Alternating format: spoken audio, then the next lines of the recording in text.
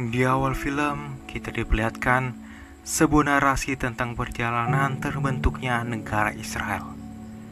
Mulai dari kesepakatan dengan Inggris hingga perang dengan bangsa Arab yang terjadi dari awal tahun 1967 sampai 1972. Dan pada tahun 1973, bangsa Israel kembali akan menghadapi pertempuran sulit dengan beberapa bangsa Arab yang akan dikenal dengan pertempuran Yom Kippur. Namun jauh sebelum perang itu terjadi, kita pun diperkenalkan dengan seorang wanita tua bernama Golda Meir yang baru saja tiba di bandara Tel Aviv. Golda Meir sendiri adalah seorang perdana menteri saat itu yang baru saja pulang dari masa dinasnya. Saat tiba di bandara, Golda disambut oleh kepala intelijen Mossad bernama Zamir yang menyampaikan pesan ke Golda kalau mereka berhasil menerima informasi yang berisikan kesepakatan antara negara Suriah dan Mesir yang saat itu ingin melakukan serangan kepada negara mereka. Namun dalam upayanya itu, Golda menganggap remeh informasi tersebut dan menganggap kalau hal itu tidak akan terjadi, mengingat mereka tidak akan kalah walau serangan itu benar-benar terjadi. Golda pun pergi menuju rumah sakit untuk mencek penyakit leukemia yang ia derita. Dan sepanjang ia menuju ruang operasi, ia selalu melewati sebuah lorong yang dipenuhi kamar mayat yang kala itu masih kosong. Esok harinya, tanggal 6 Oktober, Menteri Pertahanan Moshe Dayan bersama jajarannya datang ke kediaman Golda untuk melakukan rapat darurat mengenai gerak pasukan musuh yang sangat mencurigakan, di mana mereka berhasil menangkap dengan kamera drone yang terlihat kalau pasukan Mesir kala itu mengumpulkan pasukannya di dekat kanal Suez. Hal itu pun menimbulkan pertanyaan dikarenakan jika benar apa yang dikatakan oleh kepala agen Mossad perihal Mesir yang akan menyerang mereka, maka hal tersebut akan menyulitkan pasukan Israel karena mereka belum mempersiapkan diri menghadapi pertempuran yang akan terjadi. Lalu sang komandan Jenderal David Dado meminta izin kepada Golda Meir untuk melakukan mobilisasi pasukan sebanyak 200.000 tentara untuk menghadapi pasukan Mesir yang kala itu berada di terusan kanal Suez. Namun Golda Meir serta Moshe Dayan menganggap jumlah tersebut sangatlah banyak untuk menghadapi pasukan Mesir. Moshe pun menyarankan kalau mereka hanya perlu memobilisasi pasukan sebanyak 60.000 saja. Dan dalam perdebatan antara Dado dan Moshe, Golda Meir pun memutuskan akan memobilisasi pasukan sekitar 220.000 pasukan saja. Setelah rapat dadakan itu selesai, Golda pun menuju rooftop untuk menenangkan diri sambil menikmati senja dengan sebatang urut tangannya. Saat sedang asik menikmati suasana dari atas bangunan, tiba-tiba sekelompok burung terbang menuju kota, di mana Golda menganggap kalau hal itu adalah pertanda buruk. Ia pun kembali memanggil semua jajarannya untuk melakukan rapat darurat membahas konfrontasi yang dilakukan Mesir. Namun di pertengahan rapat terdengar sebuah suara sirine yang menandakan kalau wilayah mereka telah diserang oleh pihak lawan. Dan diketahui serangan tersebut berasal dari wilayah utara dekat dengan wilayah Bukit Golan, di mana pihak yang melakukan hal tersebut adalah pasukan Suriah. Sesuai apa yang dikatakan oleh kepala agen Mossad Zamir, pesan penyerangan itu pun terbukti benar terjadi, di mana Zamir sempat mengatakan untuk mempersiapkan kekuatan tempur mereka lebih awal. Namun karena Golda menganggap remeh pesan itu dan karena sikap Golda yang tidak mempercayai keperkataan Zamir, hal itu pun membuat negara mereka harus terkepung oleh beberapa negara Arab sekaligus. Serta penyerangan itu pun lebih cepat 4 jam dari apa yang dikatakan Zamir. Setelah mengetahui kalau wilayah utara mereka diserang oleh pasukan Suriah, Golda langsung menyuruh Moshe Dayan untuk memantau pasukan mereka yang akan bertempur di wilayah tersebut. Namun ketika Moshe telah berada di sana, Ia pun terkejut melihat betapa chaosnya medan pertempuran yang membuat pasukan Israel terpukul karena persiapan pasukan yang tidak siap.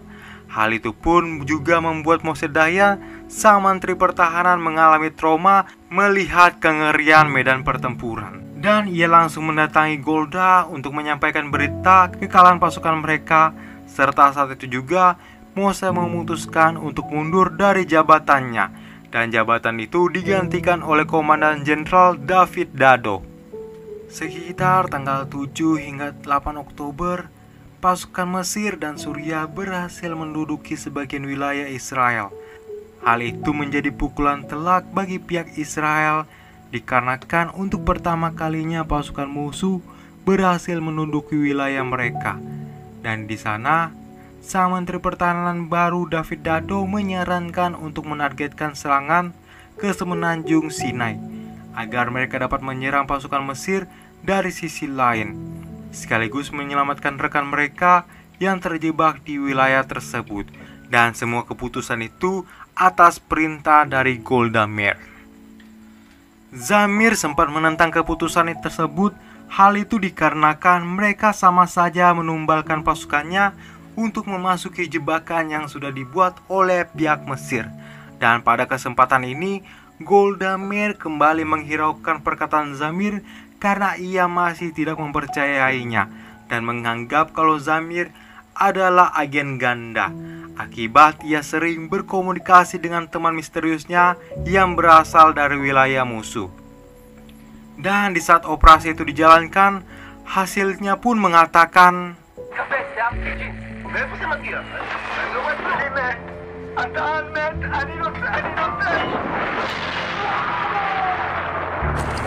mereka kembali kalah, dan kali ini korban yang jatuh lebih banyak dari pertempuran sebelumnya. Dan karena peristiwa itu membuat Golda Meir semakin dihantui rasa bersalah karena telah membawa pasukannya ke dalam lubang pembantaian. Hello, who's there? Hello.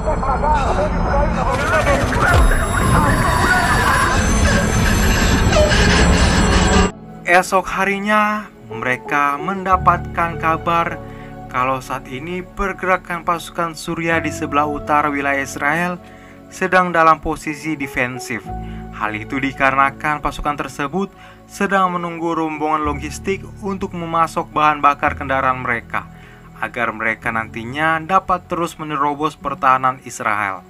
Pada saat itu juga, Moshe selaku mantan Menteri Pertahanan yang sempat mengundurkan diri diajak kembali oleh Golda untuk melanjutkan tugasnya sebagai Menteri Pertahanan. Karena saat itu hanya dialah yang bisa menduduki posisi tersebut di saat kondisi saat ini. Dan di saat Moshe mendengar kalau pergerakan pasukan Suriah mulai melambat, di sana ia pun mengusulkan untuk melakukan serangan balasan ke ibu kota Suriah, yaitu Damas. Karena ia berpikir kalau Hafez Assad, pemimpin pasukan Suriah kala itu, sedang bersenang-senang untuk merayakan kemenangan mereka atas kekalahan Israel. Namun ia tidak menduga kalau Moshe berencana akan menyerang ibu kota mereka. Namun persoalan dalam rencana penyerangan ini adalah ketersediaan pesawat tempur, di mana armada tempur mereka tidaklah cukup untuk menjalankan misi tersebut. Dan dalam kasus ini, Golda pun menghubungi salah satu pejabat di Amerika Serikat bernama Henry Kissinger untuk membantu pasukan mereka yang saat ini kekurangan armada tempur. Dan di saat itu, Henry sempat mempertimbangkan permintaan dari Golda karena Henry menganggap kalau permintaannya sangatlah berat. Namun karena Golda sang Perdana Menteri memaksa pihak Amerika dengan salah satu ancamannya akan menggunakan senjata nuklir dalam perang itu, maka sang negara preman itu pun ciut di hadapan sang nenek tangan besi. Pada hari kelima, di tengah ketegangan yang sedang terjadi, seorang mayor jenderal bernama Sharon mengusulkan untuk menyeberangi ke kanal Swiss bersama dengan pasukan tempur mereka. Hal itu bertujuan untuk mengajar pasukan Mesir yang berjaga di dekat kanal. Zamir yang saat itu juga berada di sana, ia pun memberitahu kepada Golda tentang pasukan Mesir yang akan meninggalkan kota Kairo dan akan menyeberang kanal itu dalam 2 hari ke depan. Dan jika mereka telah menyeberangi kanal Suez, maka pertahanan kota Kairo pada saat ini akan melemah. Dan pada momen itu, Golda pun mendengarkan usulan Zamir di mana mereka akan menunggu sampai pasukan itu menyeberang. Lalu mereka akan mengajar pasukan tersebut. Dan benar saja, singkatnya pasukan Israel pun untuk pertama kalinya dalam pertempuran ini mereka berhasil memukul pasukan Mesir sesuai arahan kepala intelijen Mossad. Serta malam itu juga pesanan yang diminta oleh Golda ke Amerika datang di waktu yang pas. Lalu singkat cerita, Menteri Luar Negeri Amerika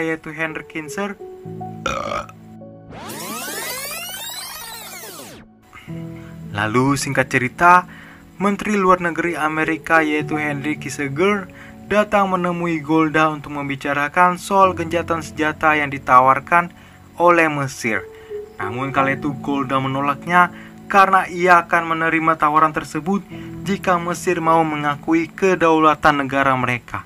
Dan Golda pun akan terus melanjutkan operasinya hingga hal tersebut mau dilakukan oleh Mesir.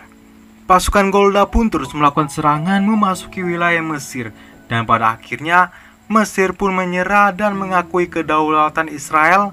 Di sana pula kedua belah pihak setuju untuk melakukan pembicaraan diplomati lebih lanjut. Namun sebelum hal itu dilakukan, Golda kembali melakukan pemeriksaan di rumah sakit untuk mencek penyakit leukemia yang ia derita, di mana ia kembali melewati lorong yang penuh kamar mayat yang awalnya kosong kini penuh dengan pasukan yang telah gugur. Pada hari ke-20, kedua belah pihak melakukan diplomasi lebih lanjut serta melakukan pembebasan tawanan perang selama perang berlangsung. Hal itu pun menandakan kalau perang yang telah terjadi telah usai. Dan semenjak hari itu, peristiwa itu pun dikenal sebagai pertempuran 20 hari Yom Kippur.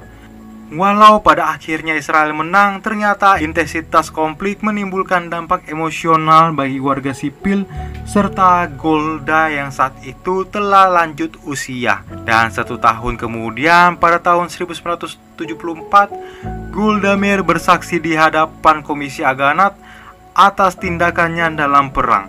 Di sana ia pun menyatakan secara detail dari awal terjadinya perang hingga akhir perang.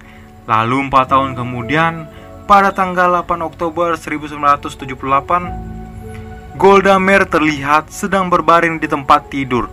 Dan ia pun meninggal di saat sedang menonton rekaman pertemuannya dengan Presiden Mesir Anwar Sadat setahun sebelumnya. Dan film pun selesai.